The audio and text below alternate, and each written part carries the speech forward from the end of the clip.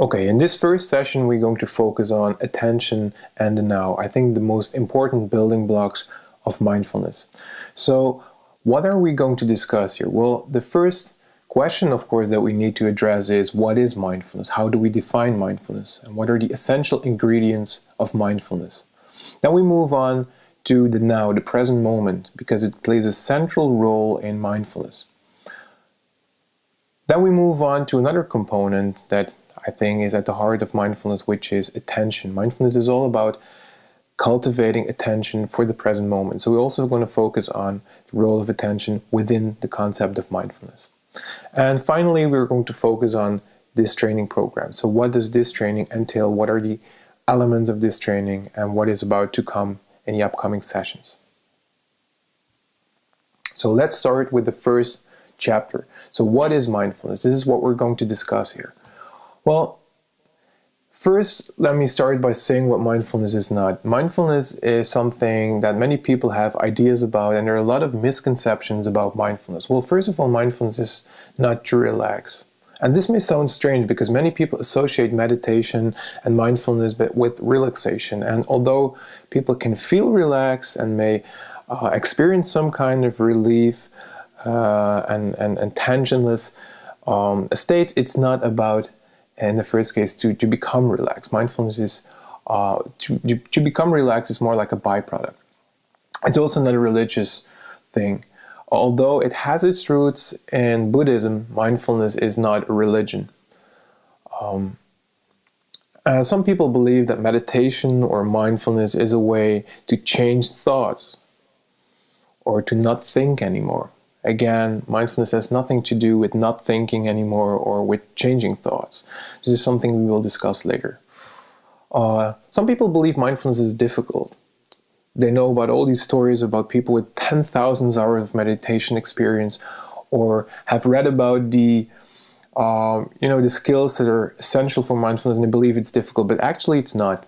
There are studies that have shown that mindfulness can be applied to youngsters, for instance, with intellectual disabilities. And many kids, they have a very high level of mindfulness. So it's not something that is, per definition, difficult. However, it's also not something that is easy. And this is something that has to do with the fact that most of us are very busy and are preoccupied with the past or the future and have a very hard time focusing on this moment and getting in contact with this moment. So again, it's not something that is also easy. So it's not easy and it's not difficult. And sometimes when people have heard about the connection with mindfulness in the present moment, they believe that mindfulness is all about being here, right now only. And when you consider mindfulness to be something like this, it easily becomes something that is, undoable, because it's simply, at least in our Western society, it's impossible to become only focus on this moment. We have to make plans. We have to, use our agenda. So it's not a way to not be concerned with the future anymore, but it's rather a way, I would say, to create a balance between the present moment, the past, and the future. Because what we see often today is that we're so much focused on the future, or so much focused on the past. And last but not least, some people believe that because it has its roots in Buddhism and it's all about those things like meditation and cultivating awareness for something like the present moment, and it sounds a bit wishy-washy to some people, and they believe for this reason that it's impossible to investigate scientifically. But a lot of studies that have been conducted in the field of psychological science have proven that this is simply untrue. So what is mindfulness? Well, mindfulness is popular, and I think for most people that visit bookstores or just read now and then, they will find topics related to mindfulness in most of the popular magazines, about meditation, relaxation, yoga, being in the present moment, stress relief, and all those kinds of topics. They have been around for quite some time now, and they have still been very popular in the popular media.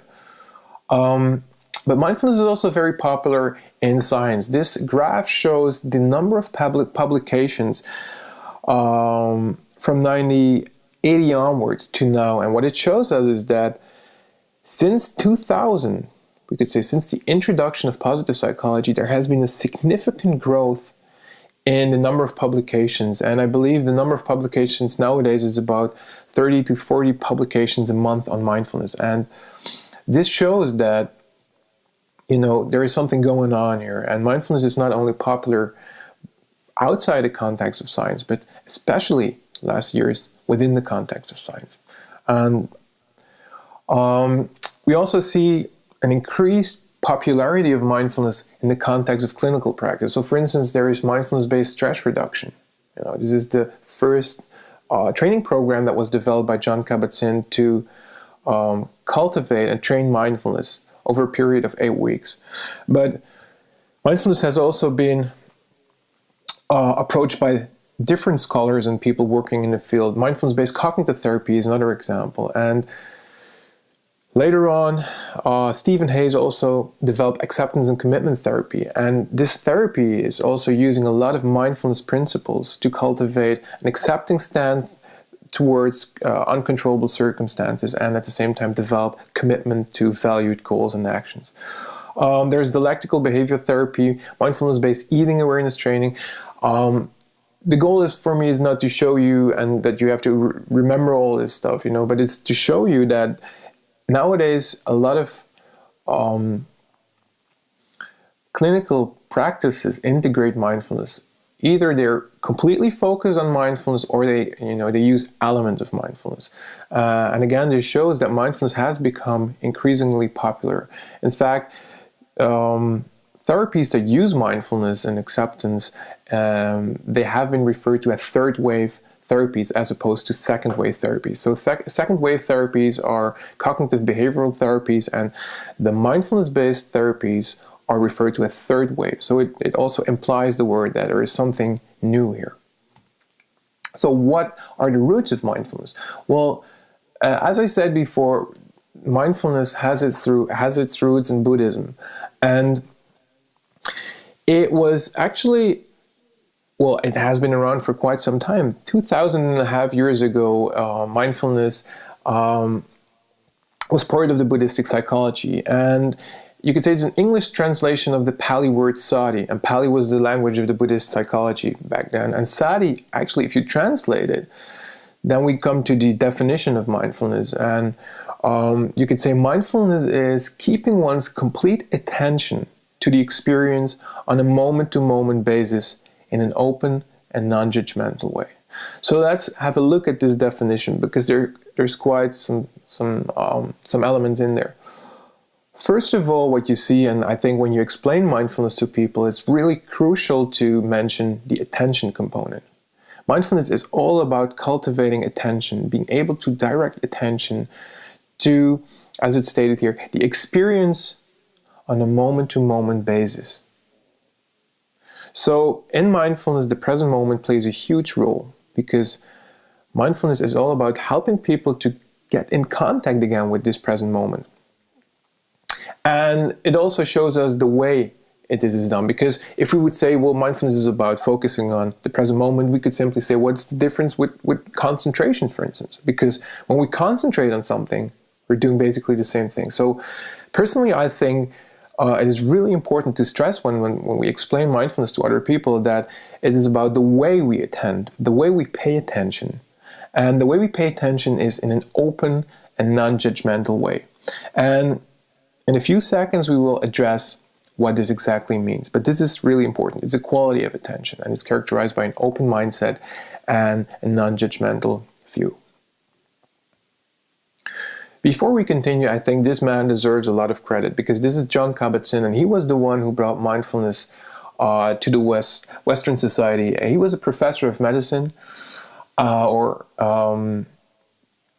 is a professor of medicine, and he brought mindfulness into the mainstream of medicine and society in the 80s. And he was a clever guy, because he knew that when he was about to talk about stuff like meditation and yoga and this present moment awareness, he would lose a lot of people that were skeptical. So what he did, he first of all, he got rid of all the religious aspects. And because of that, the associations with Buddhism and all the rituals and all the stuff that people consider to be very wishy-washy, they were, you could say, eliminated, which made it, in any case, easier for Western people to get adopted to the idea of mindfulness. And he stressed the fact that mindfulness is about training attention. And because in the West we have concepts like attention, psychology deals with attention, it could be easily, or in fact more easily, be integrated in the language and the terms that we have in our Western society. So he actually managed to bring mindfulness here.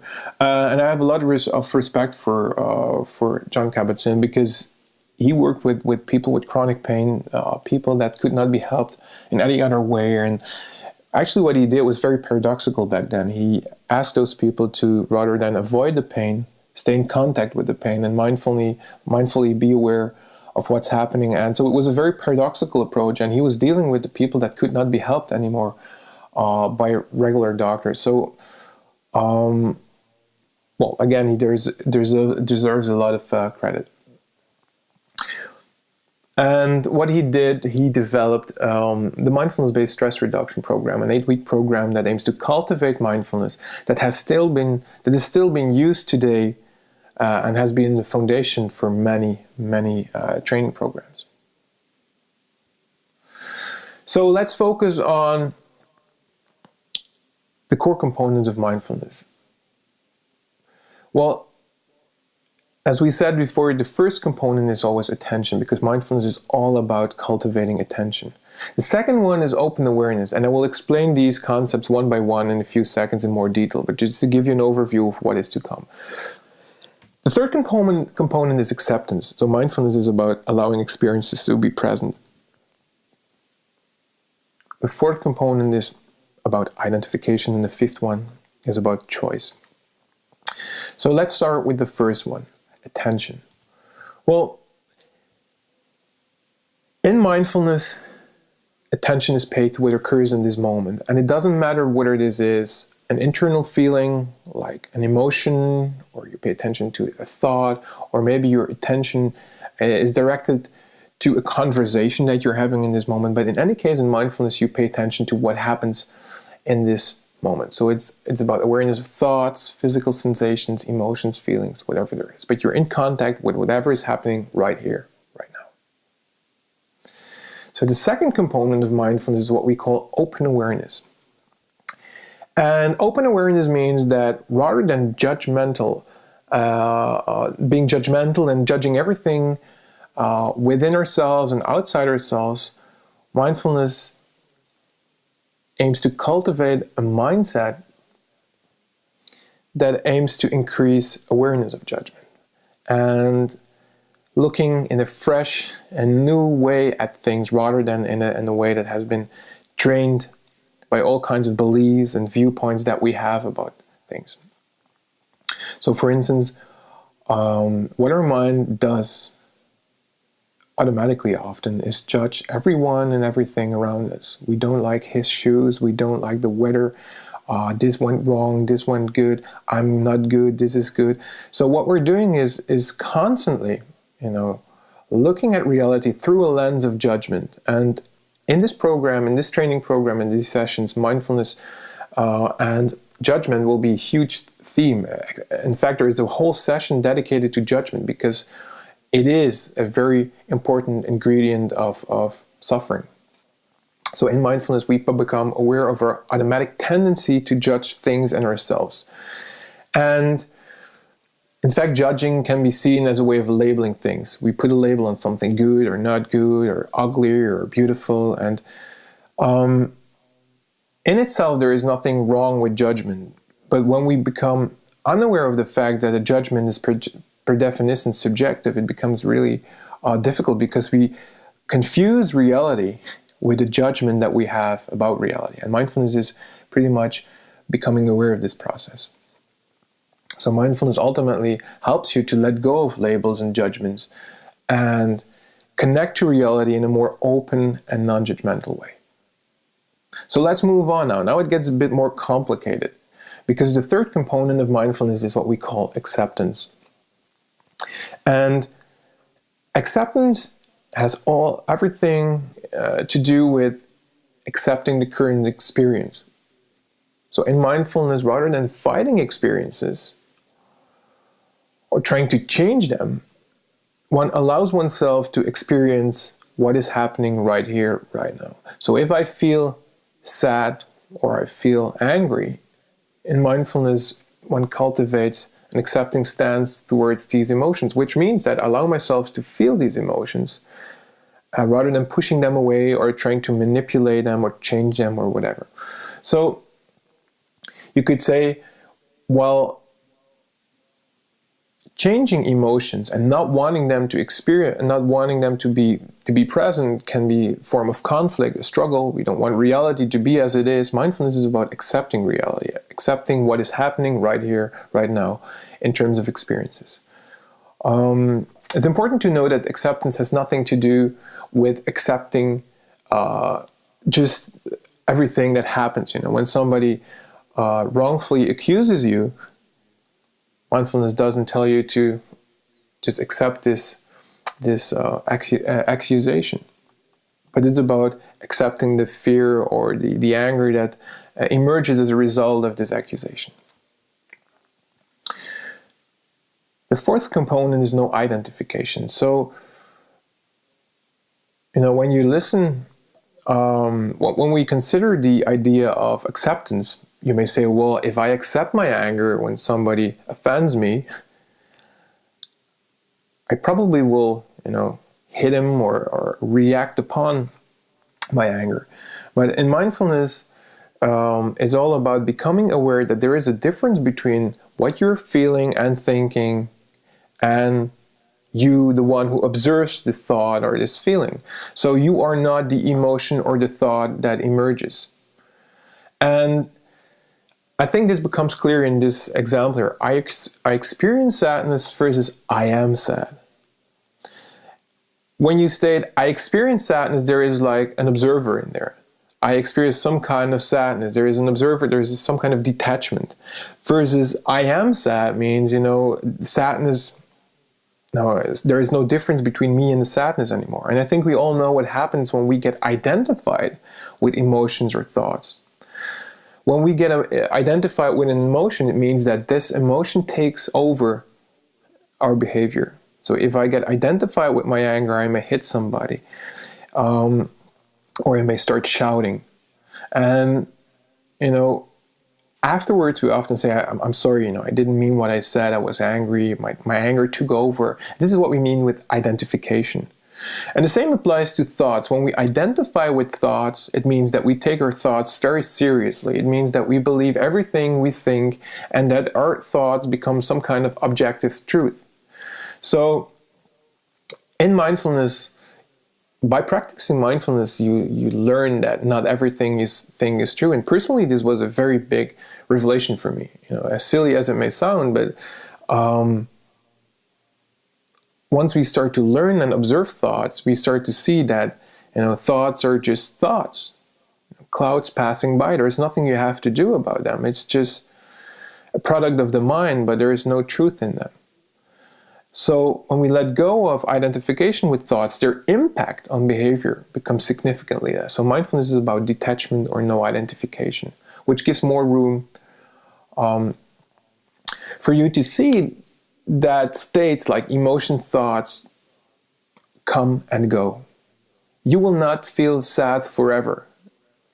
You will feel sad, but this fades away naturally. And it may come back after a while, but it will also fade away. So you will not stay angry forever. And the same applies to thoughts, of course. What is true in the evening of life or the morning of life is not necessarily true in the evening of life. We have so many thoughts, and what seems so true sometimes, it can be completely different the other day. So thoughts, they come and go, they change. There is no need to attach to them. So the last component could be referred to as choice. So, when we focus on allowing ourselves to experience emotions, accepting them and observing them, what is happening is that we actually allow ourselves to gain distance from them and not letting them take over. And this means that what happens is that very soon we experience a room between what we have always done, our regular behavior, our automatic patterns, our impulses, and our actions. So let's take the previous example again. So when I experience an emotion and I get fully identified with this emotion, I may start shouting.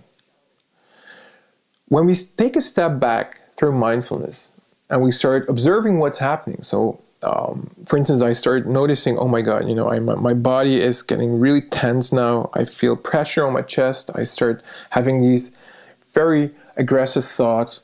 This mindful awareness actually creates a pause between what is happening in this moment and my impulse to do something, hit somebody because of the anger, and what I'm actually doing, hitting somebody or not.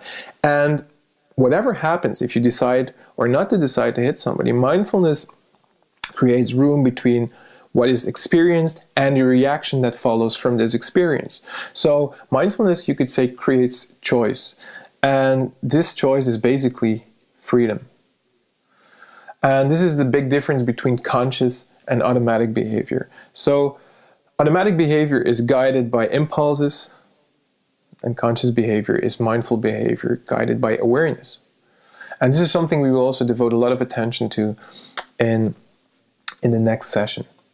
So these are the 5 key components of mindfulness. And maybe when you hear this explanation, you feel that it sounds pretty easy. Maybe you recognize yourself and you believe you're really mindful. And this is possible, of course, because people differ in the extent to which they're mindful. But let me give you some examples of mindlessness first. And sadly, many of them also apply to myself. But just to give you an idea of what mindlessness involves. So mindlessness, an example would be rushing through activities without being attentive to them. Doing things quickly without really being in the present moment when you're doing them. Or breaking or spilling things because of carelessness or inattention, or thinking of something else. Failing to notice subtle feelings of physical tension or discomfort. I think this is a big problem when it comes to burnout symptoms. Many people notice that at a very early stage that the body is giving some kind of signal. Maybe there is some pain or tension in the neck, but because of the mind that is all over the place and always is wanting to go further and do more, actually the attention is drawn away from what we experience in the body, and priority is given to what our mind is telling us to reach this deadline and to work harder and so on. And as a result of that, we start to fail to notice those feelings that are present in our body. And those feelings are really important markers of pain and tell us that something is needed. So mindlessness can also be not actually paying attention to what our body is telling us in this present moment. I think this is a big problem for many people I've dealt with in the past years, that we find ourselves being preoccupied with the future or the past. When we wake up, and I'm not sure about you, but when I wake up, and I take a shower, when I'm taking a shower, my body is present, but my mind is all over the place. It's in the future. It's thinking of what is next, what I should do today, what's happening in the future, what happened yesterday. So while my body is physically taking a shower, my mind is not present. So it's in the future. And this is a very common problem, I think, nowadays, that we spend not so much time actually in this present moment. In the past, I've done research with people with eating problems, and even for people without eating problems, we see that we often eat without awareness. We take a bag of candy and this bag is empty before we know it. And we were watching television and we didn't notice that this happened in the meantime. So we also see that mindlessness is in very small things, in habits and the things we do during daytime. And these are just a few examples of mindlessness. And what they do, they show us that in order to cultivate mindfulness, and all the components, the 5 components that we discussed previously, we need to really carefully address them because they are prevented by automatic patterns that we have. Often we're not paying attention to this moment. Often we're not aware of our judgment. We're judging everyone and everything. Often, automatically, we just fight negative experience. We don't want pain. We don't want negativity, and so on. So many of the things that we discuss that make up the concept of mindfulness are prevented by actually our automatic patterns that we learned over the years. And this is why extensive practice is needed.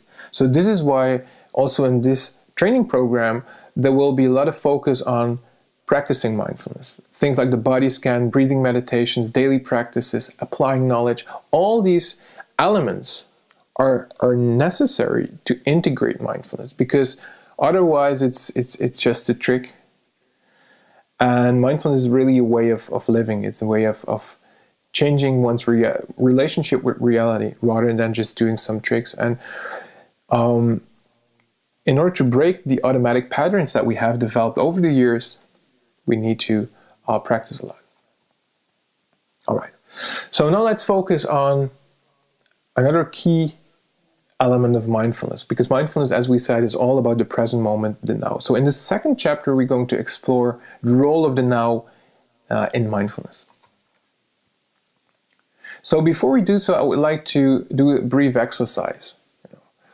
I want you to remember a beautiful moment from the past, and try to think of what happened back then. So think of what happened when you were experiencing this moment. And this can be anything. Maybe you were holding a child, or you were traveling, or whatever it is.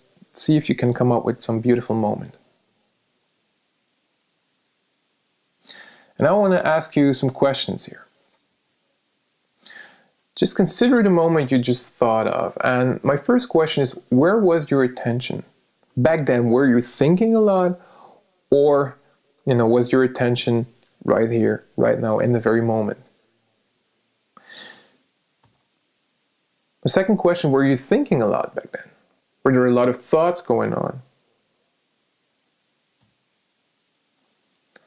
My third question, were you living in the moment? Well, why am I asking these questions? I'm asking these questions because what we see here is mindfulness is typically associated with, stress relief and depression and all these things. But this shows that probably if you're like most people, the answers to these questions are that in that moment, you were fully present. You were where you wanted to be. There was no struggle, but you were present in that moment. And you were not thinking a lot, but you were actually what we call mindfully present.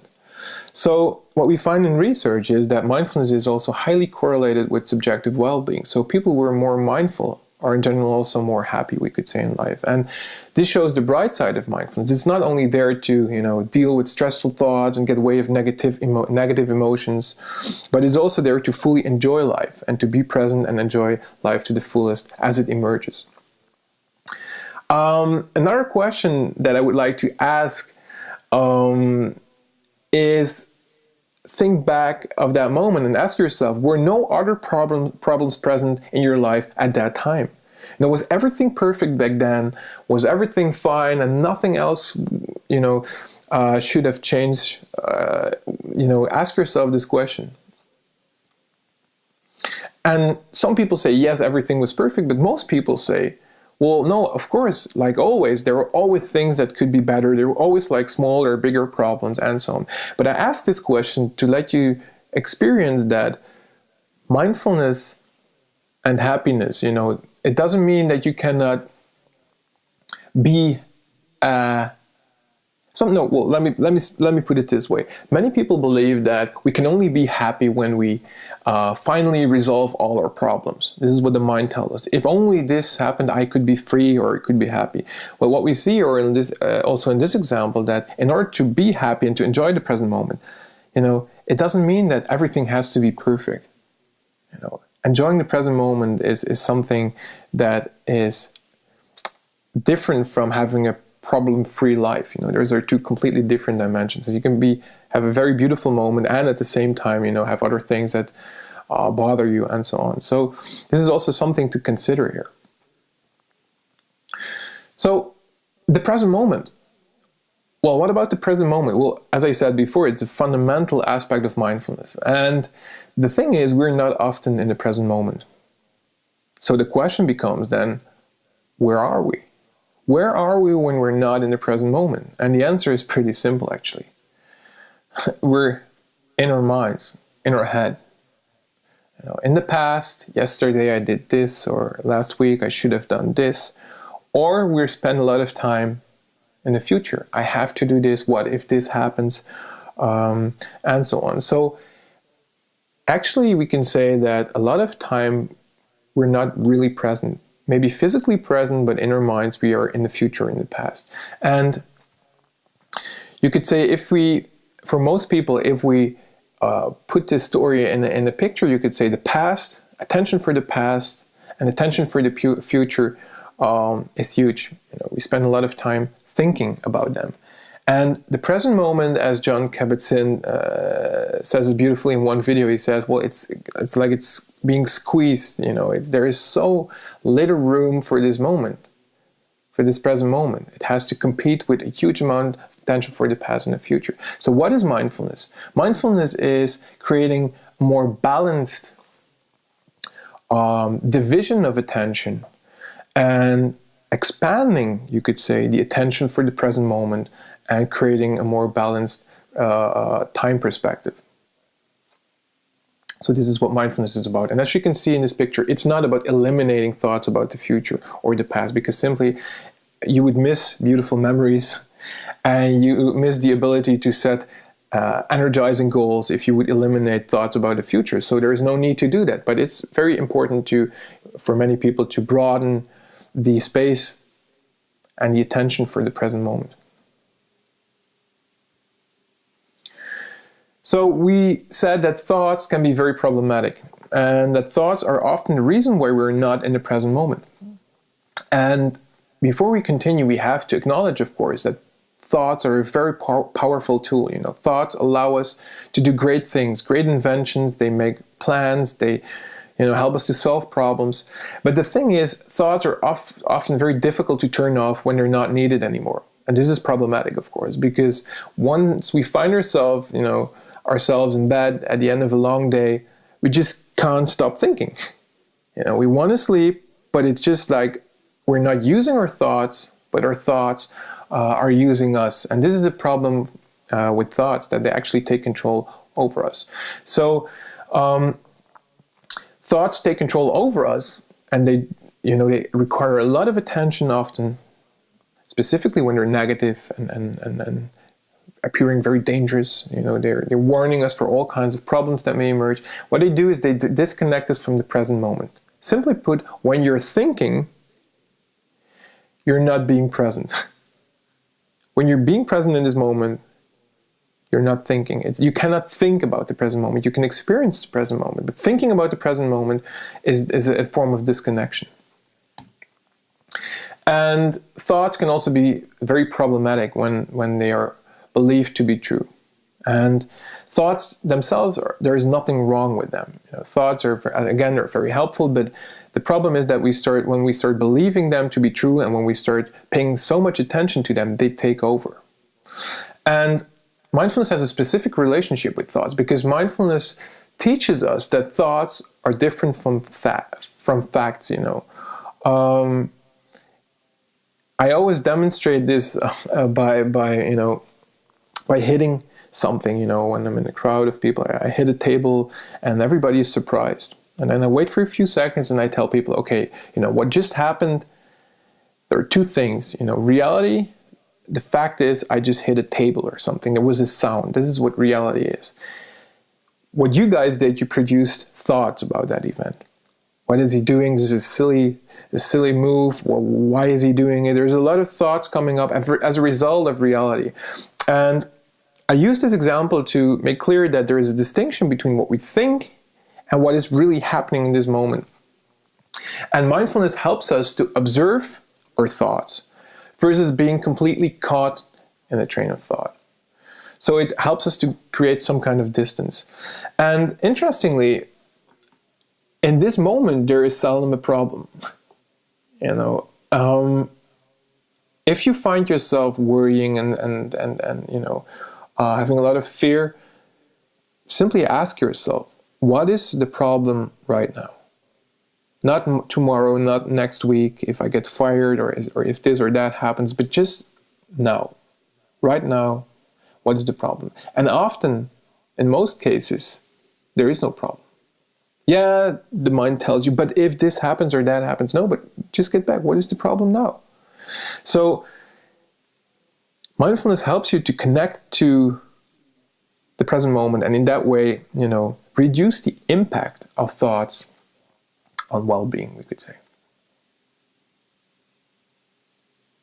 Now let's move on to the third chapter. And in this third chapter, we're going to explore the role of attention in mindfulness. As we saw in the definition of mindfulness, mindfulness is attending, is paying attention. So it is the central process of mindfulness. So what does attention do? Well, I always compare attention to a flashlight. And when we shine a flashlight, on something, we can compare this to directing attention to something.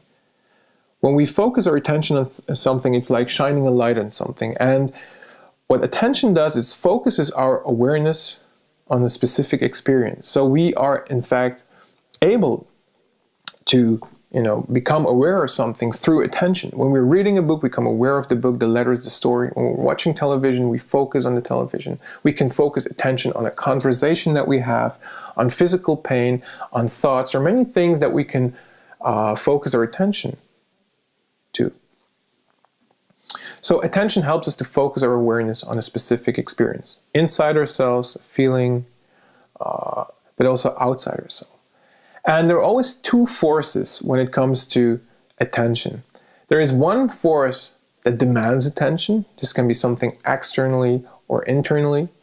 For instance, an internal, something that demands attention that comes from the inside could be like an emotion.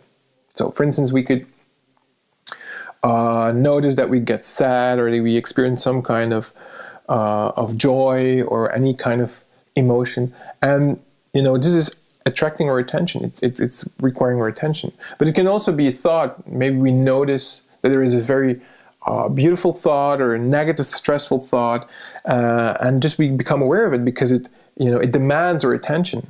It's there telling us, hey, watch out, I'm here.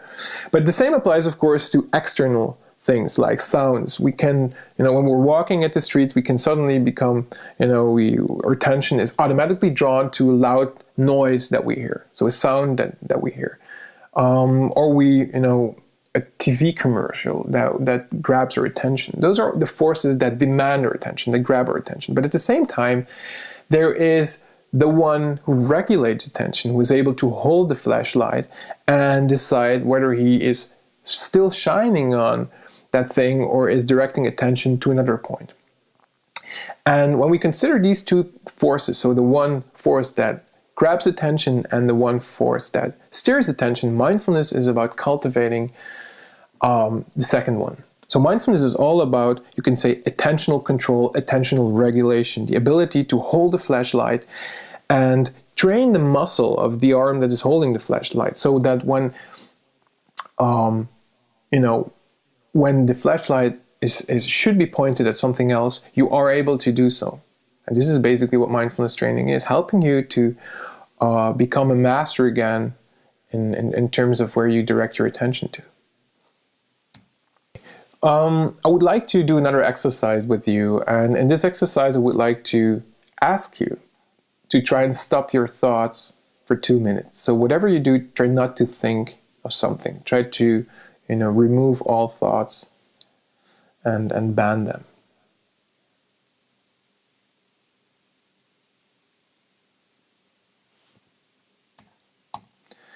So, what did you experience? Probably you experienced that thoughts demand a lot of our attention. Thoughts are all over the place. They tell us to do this or do that, and specifically when they're negative, they're like shouting and say, okay, you should really listen to this because else this is going to happen. So thoughts demand a lot of our attention. And I think the most important lesson from this exercise is that it's really difficult, if not impossible, to stop thoughts by not trying to think of them. Now, paradoxically, what we do is when we say, I should not think of this, we create another thought to ban thoughts. So we actually try to get rid of thoughts by creating more thoughts. And trying not to think of something is a very ineffective way of dealing with thoughts, but it's, well, sadly, a way that we often use to deal with thoughts. So not trying to think of thoughts, but stopping them is really difficult. And I'm using this exercise here because many people believe that mindfulness and meditation are ways to clear the mind, not think anymore, or stop thoughts from happening. And this is, I think, a big misconception. So mindfulness is about dealing with thoughts, and when we focus on thoughts and when we consider thoughts, they're actually indications, people believing that we have over 50,000 thoughts per day, different thoughts per day. And of course, thoughts can be handy, they can be creative. We can have all kinds of creative ideas, new ideas. We can make plans, nice, beautiful plans for the future and so on. But of course, thoughts can also be problematic. We can worry, we can ruminate about the past, we can create negative stories about ourselves. Why did I do this? I'm not good, I'm a loser, and so on. And specifically when thoughts are negative, we use all kinds of strategies to deal with them. We want to get rid of them, obviously. And the most common way of dealing with negative or painful thoughts is by means of suppression, which means we actively push thoughts away, just by not trying to think of them. Often we also distract ourselves. We may watch television or grab a beer with friends or do something that is actually, taking our attention away from the negative thoughts. And sometimes we challenge thoughts. We say, well, is it really this bad? Or is it... so we actually end up in some kind of a yes or no game in our mind, trying to challenge negative thoughts by finding counter arguments or, comparing ourselves to people who are worse off than we are. In Africa, so many people are dying and I'm complaining about my food here. So these are all kinds of ways that we often use to deal with problematic or unpleasant thoughts. We know from a lot of research, and this is something we will also discuss later on in this training program, that suppression will inevitably lead to rebound. And rebound means that whatever you suppress, it will come back later. So yes, you can not think of a negative thoughts by pushing it away, but ultimately these thoughts will reappear at a later moment. And the same applies to distraction. We can distract ourselves for a brief period of time or for a longer period of time, but as soon as the distraction is over, the thought will reappear. So it's a temporary solution. And when we challenge thoughts, when we try to, find counter arguments and so on, it may help sometimes, but the problem is we're again spending a lot of attention in our head, thinking, and creating more thoughts to counteract other thoughts and to find other arguments and so on and so on. So I think the biggest problem here is that when we consider these strategies, these often applied strategies, that the main word here is struggle. It's fighting something. It's not wanting to experience the thought and modifying or altering or getting rid of it in some way. So it's about struggle. So what is mindfulness telling us to do? What is mindfulness helping us to do? Well, mindfulness means that we deal in a different way with thoughts. Rather than changing them, modifying them, suppressing them, mindfulness is about observing thoughts, creating distance. It's a bit like watching a movie from a distance, just being aware that you're not watching reality, but you're watching, a play with actors. And in the same way, you can, observe your own thoughts, just like clouds passing by. Mindfully dealing with thoughts means that we take thoughts less serious. We are aware of the fact that thoughts are not reality. There is a lot of a lot of, you could say, bullshit, if I may use the word, in our minds, and we just take it less serious. And because we take it less serious, what happens is that we also, there is decreased need to challenge thoughts. Because why would you, if there is not necessarily truth inside thoughts, why should you take the effort to challenge them? And mindfulness helps you to let them pass, because you're aware of the fact that thoughts just happen. And like clouds, they pass eventually. There is no need to modify them or challenge them. They will pass, like everything passes. They're transient beings. So when we consider this method, the mindful method of dealing with thoughts, we can say it's about letting go of struggle. It's not fighting anymore, but just allowing things to be present and observing them, just to take their natural course. It's not, fighting them anymore. And when we focus on what's actually happening when we're thinking a lot, because we were talking about attention regulation and two forces, basically what we're doing when we're thinking a lot is that a lot of our attention is devoted to our head. When we're thinking, our attention is upward. And I think you all notice when people are lost in thoughts, they you can tell, they're walking at the street, but they're not really present. They're like looking somewhere, but not here, And this is typically a thing that happens when we're lost in thoughts. We lose connection with the present moment. So all our attention is up in the head. So we could say very simply that thinking is attention for thoughts. That's what thinking is. Nothing more than that. You hold a flashlight and you point them towards your mind, your head, your brain, whatever it is. So what is the cool news about attention? We can focus attention to one point. And this point, whatever it is, it can be our breath, it can be a book, it can be a conversation with somebody. It doesn't matter what it is, but we can use this point of attention as an anchor. And we can always return our attention back to this anchor. So this is like a fixed point that we can use that connects us or reconnects us with the present moment. So what are examples of anchor? I just mentioned a few: our breath, our body, an object, a physical object, a sound. We can connect to the present moment by just observing sounds that are present right now. And these sounds, they function as an anchor because it helps to, keep us focused on what is happening right here, right now. It can also be smell. Whatever there is happening in this moment that we can deliberately focus attention on can be used as an anchor. And what is mindfulness helping us to do? Well, mindfulness is using, specifically mindfulness meditation, is using, for instance, the breath as an anchor of attention. So mindfulness is actually attention for the present moment using an anchor. And mindfulness meditation is a very common way to do this. And what happens in mindful meditation is that we focus our attention on the breathing. And once we start doing this, we also notice when our attention is not focused on the breathing again. So there's only one way of noticing that you're thinking, and this is by, being at a place that is not thinking. When I'm thinking a lot, I'm spending a lot of time in my mind and trying to, observe thinking by thinking even more thoughts.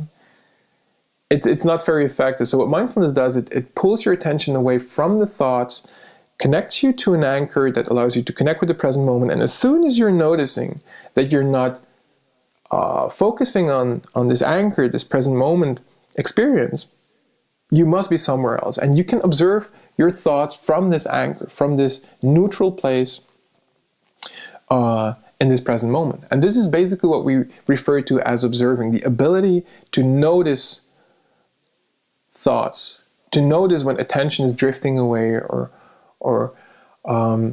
somewhere else. So this is also I think, in a nutshell, what happens when we meditate. So meditation is not a way of reaching higher states or connecting to another dimension or whatever it is that people believe. But it's a way to reconnect with the full experience of this present moment. And through this connection, observe when the mind is taking over or something else is taking over attention, and bring back attention to this anchor again. And this is what we call redirection of attention. So redirecting of attention means that we strengthen our ability to hold the flashlight and pull it back and point it again towards something that we believe is worth focusing on. Observing has many different synonyms. There are a lot of words that are actually meaning the same, like cognitive diffusion, de-automation, just to name a few. It all comes down to the same principle. It all means going to a place that is different from thoughts. Basically, when you're thinking, you're not focusing on the breath anymore. When you're focusing on the breath, you're not thinking. And this is the good news about mindfulness. You can teach people in a very easy and effective way to connect again to this anchor and this present moment experience, and gain more clarity and distance to thoughts and emotions or whatever is happening from this neutral point. All right. So finally, this training program. What is this training program about?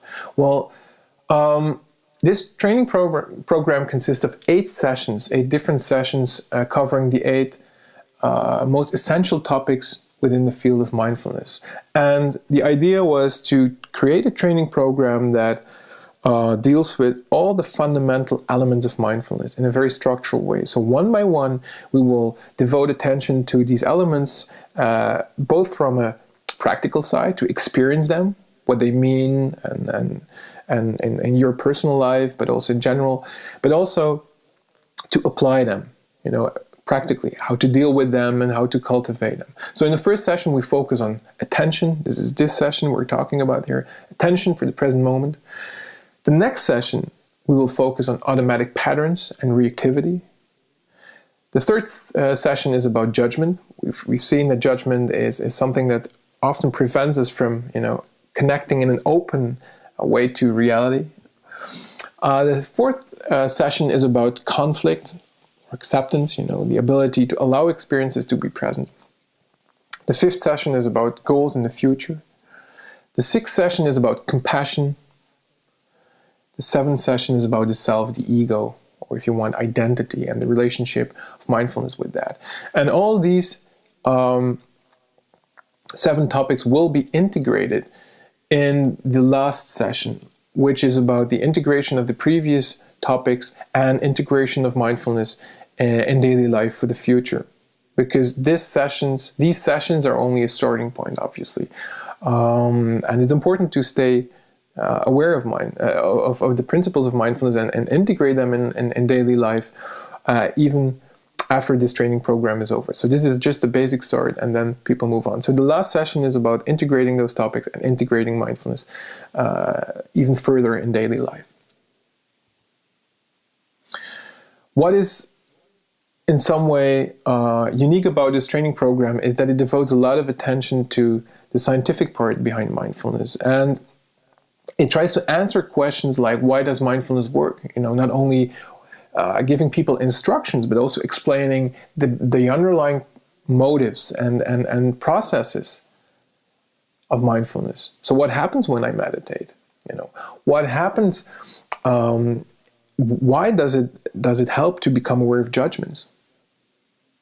Why should I become aware of judgments? And what is the evidence for the effectiveness of mindfulness? Why should I apply mindfulness? Is there any good reason for doing so? And so on. So it's not only paying attention to the evidence, but also the underlying mechanisms. And I think the balance between, on the one hand, science and practice is what can make this training a very effective package for people. Because it's creating a beautiful balance, I believe.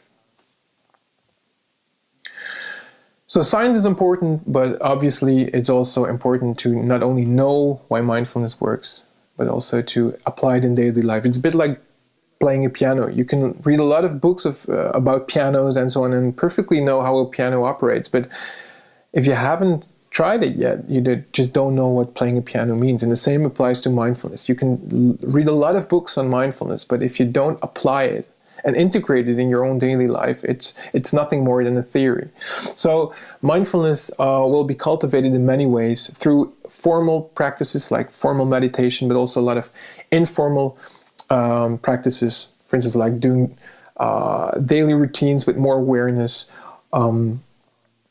by paying close attention to the way we relate to ourselves, the compassionate voice in ourselves versus the inner critic, and so on. So there are a lot of practices here that will help you to apply mindfulness.